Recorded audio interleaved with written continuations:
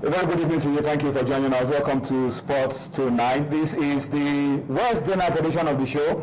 We are here to serve you with the midweek trailer on Sports Tonight. Thank you for staying there. It's a privilege. That we're here to serve you the latest in the world of sports. A privilege we will not abuse, so we'll try to put up our best show possible. Thank you once again for joining us. My name is Toyi Ibitoye. I'm not alone. With me on the program this midweek, Tunde Koiki to my immediate right, the good-looking, boyish Tunde Koiki is on the show, and then I can't describe him. Ujumachuku is a good friend of the house, always here with us on Wednesdays and Mondays. Oye is here once again. How do I describe you really? Just a good friend of the house. I think that would be okay.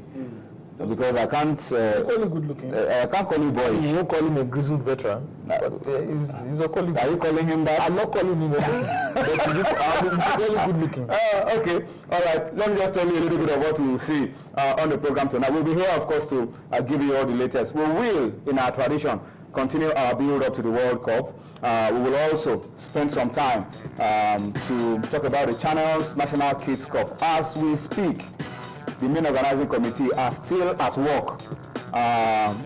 That's to tell you how seriously Channels takes Channels National Kids Cup. We'll talk about it as well, and then we will try to get across to those who are on the field so that you can see for yourself what is going into Channels National Kids Cup Season 6. On the program tonight as well, we will spend some time to talk about the Dawn Games. What is going on the Dawn Games, which states are dominating the Dawn Games, what are the stories around the Dawn Games. We will talk about that extensively. We'll talk about the Super Falcons, we'll talk about the Flying Eagles, because both national teams have very crucial assignments ahead of them this weekend.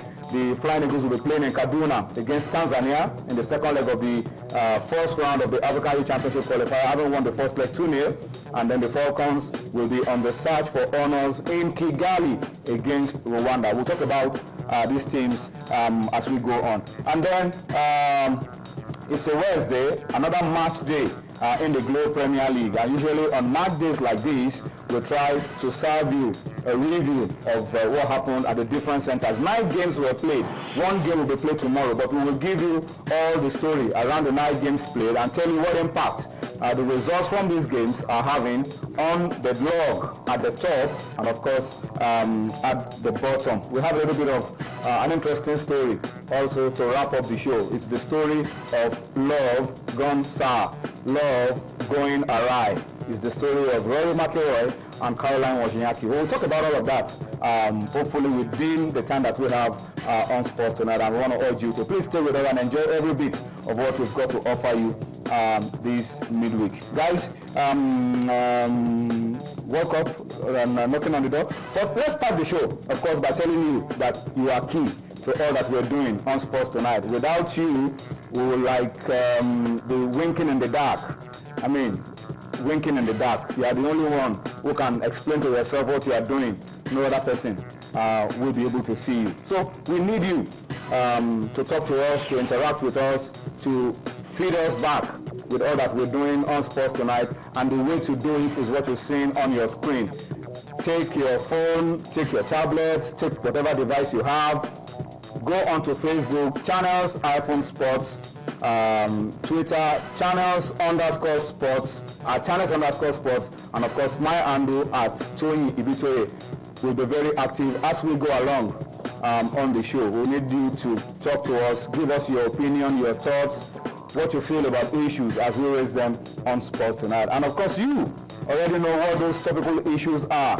It's the build-up to the World Cup, the Eagles. What do you feel about the Eagles? What do you think will happen to Nigeria at the World Cup? Talk to us about it, and we will read your comments real time as we go on the show. Okay, let's start with the build-up to the World Cup. We talked about it before. It's getting closer and closer. 22 days? Absolutely. 22 days? That's 3 weeks and 1 day. Yeah. 3 weeks. 3 weeks. Precisely. And there have been quite a lot to the certain thing is that the World Cup will start on June the 12th. Hopefully Brazil will play against Croatia. Hopefully. But there have been several issues and, today, the final test event for the World Cup opener was postponed. You know, it was supposed to hold on May 29. The test match for the stadium in Sao Paulo. Yeah, that was also Brazil, Croatia. You know, it has been moved to a weekend. And the reason is simple. There are so many working Brazilians. The reasons are not technical reasons. No, not technical reasons. The reasons are just to get photos. There will be the people at work are able to turn up on that numbers. So this Sunday, they're moving from a Thursday to Sunday so that they can get as much as 50,000 fans to be able to test that stadium. You know, the stadium has the capacity of 70,000, so that they will have like 50, near 70, to test near capacity preparedness of that stadium, you know, for the World Cup. Then Pele spoke today on a radio program. You know, Pele before now has been an establishment person, not like Romario, who is, you know, more of for the people. But today he has shifted, you know, criticizing the preparation for the World Cup, saying that so much, $13 billion spent on, you know, preparing for the World Cup, refurbishing and building new stadiums, should have been spent building schools. Is it 22 days to the World Cup that reality? Is it 22 days to the World Cup that reality is beginning to dawn on Pele? He said if the man does not see the sun during the day, at least you see the moon during the night. He's supporting the protest, but not taking to the extent of going violent. That he will support that the Brazilian people protest. You know, in fact, a street artist in Sao Paulo made a caricature of a Brazilian without food but a ball on the table. You know, to drive home the point that Brazilians are hungry, football is not there. We are not going to eat football. You know, so much Toyin.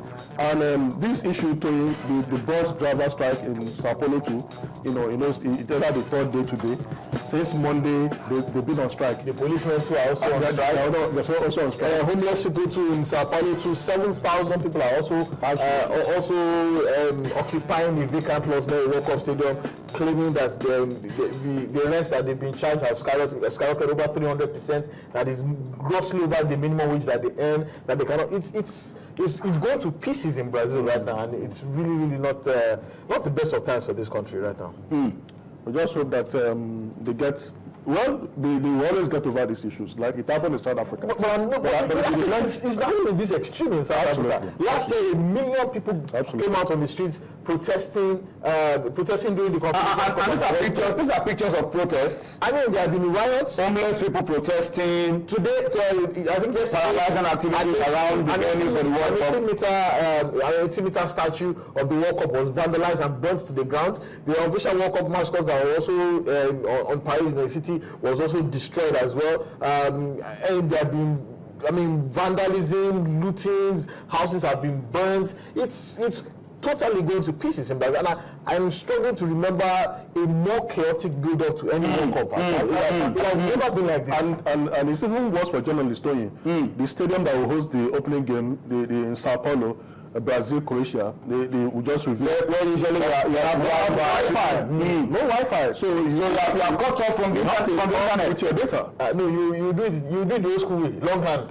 That's a story. Even in Curitiba, the same issue, no Wi-Fi. Where the stadium that will host the opening game does not have Wi-Fi for the journalists. And Wi-Fi is a given in modern airports, stadiums, everywhere. So it's just shocking the amount of uproar, the amount of chaos that is going on in Brazil. Even the public transportation networks are also grossly inadequate. Overstretched, inadequate as it is now. And they're now expecting over 500,000 visitors. They're now building these already inadequate facilities. So it's just shocking the total amount of disarray that Brazil is in right now. And when you consider the fact that 14 Brazilian cities are listed amongst the most dangerous cities in the world.